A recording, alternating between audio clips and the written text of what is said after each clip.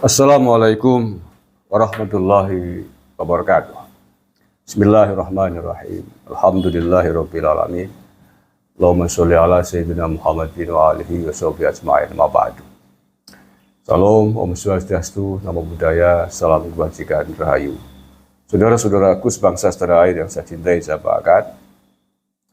Sekitar 4 bulan yang lalu, ya, sekitar itulah kurang lebihnya, saya diajak menemani seorang ulama besar di Jawa Tengah. Diajak menemani beliau ketika beliau hendak mengisi ceramah di Kabupaten Brebes.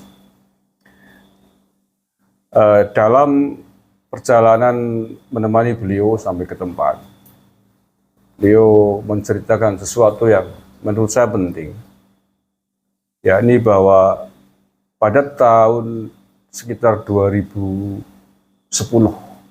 pada perhelatan Muktamar PBNU di Makassar, beliau bercerita ada seorang Habib yang ketika itu punya ambisi menjadi Rois Am PBNU. Saya tidak perlu sebut namanya, oknum Habib itu. Tapi yang jelas bahwa Habib itu cukup punya nama. Tahun itu sudah punya nama, sudah populer. Sehingga kemudian mungkin atas dasar popularitasnya itu, seorang Habib ini ingin menduduki jabatan tertinggi dan terpenting di Nahdlatul Ulama, yaitu Rois Am PBNU. Ini tokoh kiai yang cerita dengan saya ini juga tidak perlu saya sebutkan namanya. Jadi dan sempat ramai, bahkan muncul juga di media. Silakan kalau nggak percaya, googling aja. 2010 sudah internet sudah lumayan maju. Kayaknya masih ada jejak digitalnya, ada seorang Habib yang ikut meramaikan bursa Rois Am PBNU, Muktamar PBNU di Makassar. Nah, karena itu kemudian sejumlah kiai sepuh di PBNU melihat bahwa itu bisa menjadi ancaman ke depan untuk NU. Maka gerakan oknum Habib ini yang ingin menjadi Rois Am di PBNU kemudian dihadang oleh sejumlah tokoh penting, kiai penting di NU. Dan akhirnya ia gagal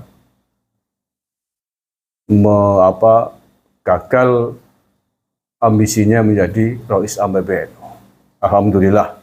Seandainya ketika itu ia berhasil menjadi Rois Am PBNU, nggak tahu hari ini wajah PBNU sudah seperti apa. Mungkin jajaran pengurusnya, mungkin mayoritas bisa Habib semua.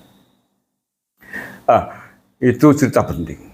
Dan kemudian pasca Rois Am pasca Muktamar PBNU di Makassar 2010, berlanjutlah Muktamar PBNU berikutnya tahun 2015. Nama ini juga masih muncul. Nama oknum Habib ini juga masih muncul menghiasi menjadi salah satu kandidat Rois Am PBNU. Tapi alhamdulillah lagi-lagi Allah Subhanahu wa taala masih melindungi PBNU, masih sayang dengan PBNU, sehingga kemudian ambisinya untuk menjadi Rois Am PBNU juga gagal. Lepas Muktamar PBNU 2015 adalah Muktamar PBNU yang baru saja kemarin di Lampung, tahun 2021. Dan alhamdulillah, oknum Habib itu juga lagi-lagi gagal menjadi Rois Am PBNU. Walaupun namanya masih sempat ada yang mencalonkan dan mendukung. Yang mendukung siapa ya? Di antaranya kiai-kiai pengurus NU yang terlibat punya hak di Muktamar PBNU. Tapi alhamdulillah lagi-lagi oknum Habib itu gagal untuk merebut kursi tertinggi di pengurus besar Nahdlatul Ulama. Nah, kemudian Pak Kiai yang mengajak saya itu berpesan kepada saya untuk berhati-hati terkait dengan oknum Habib yang ingin berambisi menjadi pengurus di NU.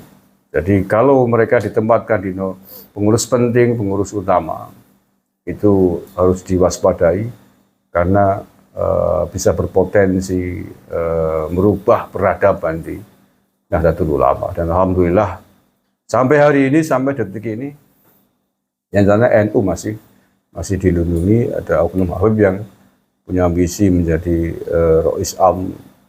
Mudah-mudahan pada muktamar berikutnya juga tidak akan pernah berhasil lagi. Mudah-mudahan tidak ingin menjadi atau tidak ingin mau lagi dicalonkan disebut namanya menjadi Rois Am PBNU.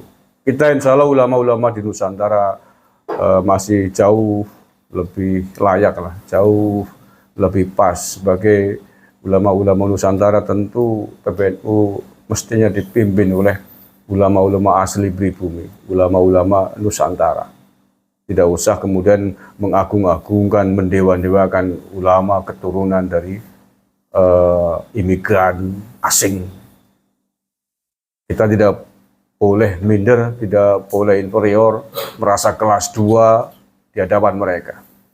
Karena peradaban di Indonesia ini jauh lebih bagus, jauh lebih tinggi dibanding peradaban-peradaban mereka di negerinya sana. Yaman hari ini kondisinya masih memprihatinkan. Pasca konflik perang saudara di Yaman, hari ini jutaan warga Yaman masih hidup di pengungsian, masih sengsara, masih hidup tergantung dari bantuan asing.